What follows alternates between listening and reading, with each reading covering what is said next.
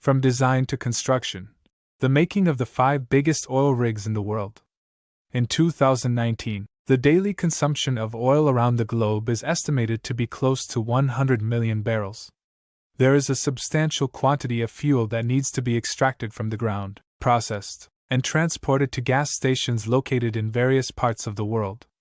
Because of the huge amount of non-renewable resources that are being consumed, oil corporations are continuously hunting for new oil reserves to exploit to keep up with the demand for their product. It is estimated that 13% of all of the world's oil reserves are buried beneath the ocean floor somewhere within the Arctic Circle alone. It is estimated that 84% of all of the non-renewable fuels that the Earth possesses are located beneath the floors of the world's seas. This statistic refers to the fuels that cannot be replenished. That presents a huge challenge, specifically how to remove all of that fuel that is based on carbon. The establishment of oil platforms in oceanic waters.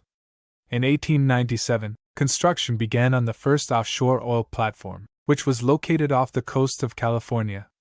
Throughout the subsequent several decades, oil firms made significant investments in technology.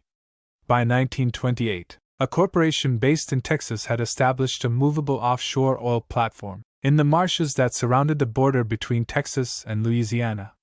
Even though the structure was effectively just a barge with an oil drill installed on top of it, it served as an indication of what the industry may be capable of doing with increasing levels of innovation. By 1947, a consortium of oil corporations had constructed the first platform in the Gulf of Mexico that was hidden from view from the surrounding land. These earliest offshore rigs are insignificant in comparison to the offshore rigs that are used nowadays. Some of today's oil rigs are equipped with underwater towers that may reach depths of up to 4,000 feet, or 1,200 meters, into the ocean.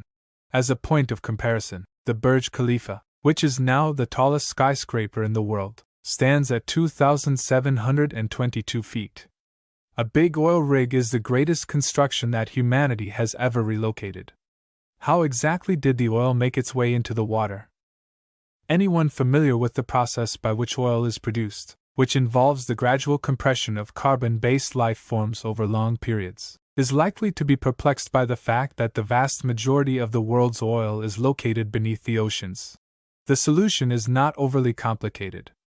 All of this oil began as plankton anywhere between 10 and 600 million years ago, and over time, the plankton became compressed as a result of the accumulation of sand and mud. How do oil firms go about searching for oil? The firms have to utilize something called sniffer equipment to figure out where all of this oil is located beneath the seafloor. This equipment takes samples of seawater and determines whether or not there are trace levels of oil or natural gas in the water. After they indicate that they have found something, the researchers are then required to conduct a magnetic scan on the bottom to locate any potential anomalies that may be buried farther below. These research teams can also utilize seismic surveying, which involves sending shock waves through the seafloor and listening to how those waves are returned by hydrophones. Seismic surveying is an option for these teams. When an oil reserve has been identified, the details of the find are sent to the relevant oil firms so that they can begin drilling for oil in offshore locations. Putting in place an oil platform in the ocean. After the discovery of an underwater oil reserve, the installation of exploratory wells is the first thing that needs to be done. Installing one of these wells can take anywhere from 2 to 3 months. And once they are in place, they can be used to collect samples from the rock layers that lie beneath the seafloor. The same geological procedure that is used for building enormous buildings on land also has to be done hundreds of feet underwater to complete the process. Companies will map out the underlying structure and identify the precise location to drill the production well once the core samples that were taken from the exploration wells yield more accurate survey data. Production wells are the primary source of energy for any given offshore oil platform, and the operation of production wells is the primary purpose why these platforms are installed. When the precise site of the production well has been identified, the next step for the engineers is to devise strategies on how to position the offshore oil well on top of it. You may be unaware of the fact that the oil wells and platforms used to extract oil do not drill in a vertical direction. Oil platforms because of advancements in directional drilling technology, now can access tens of distinct reservoirs while remaining in the same geographical position. Directional drills can turn and weave their way through the surface of the ground, which effectively enables them to bore directly to the spot in the subsurface where oil is situated. The installation of an offshore oil rig typically takes between 2 and 3 years to complete in its entirety. Because the typical cost of one of these rigs is over $650 million, corporations that decide to construct a rig do so to hedge major bets on any particular site. Having said that, the underground mapping that was discussed earlier provides sufficient information for these businesses to be reasonably confident that their investment will pay off over time. The next video provides an in-depth look at the procedure, and it is ideal if you are interested in watching a whole documentary on it. Managing operations at the well. Oil wells located offshore typically penetrate the surface of the ground by a distance of many kilometers. Oil platforms will be outfitted with drilling equipment that enables them to continue drilling wells to greater depths or at greater distances from the platform. The actual drill is constructed out of around 10-meter long parts that may be assembled in any order.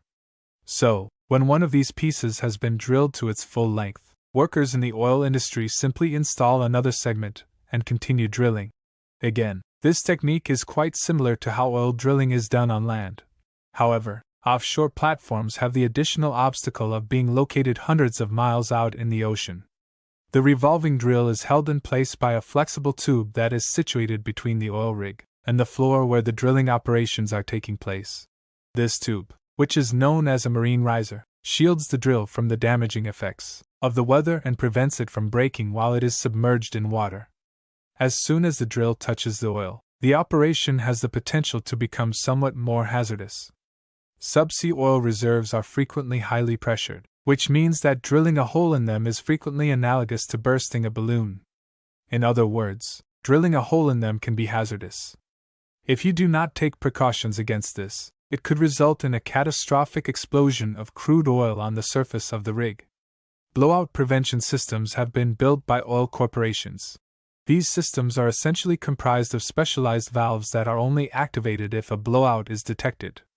The initial processing and control of the oil or natural gas collection process can be performed on the offshore rig once it has been connected to the oil or natural gas supply once it has been tapped into.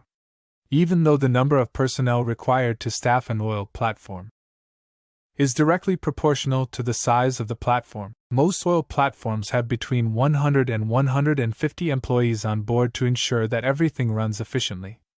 Because offshore drilling rigs must operate continuously around the clock, their crews must split their time between day and night shifts.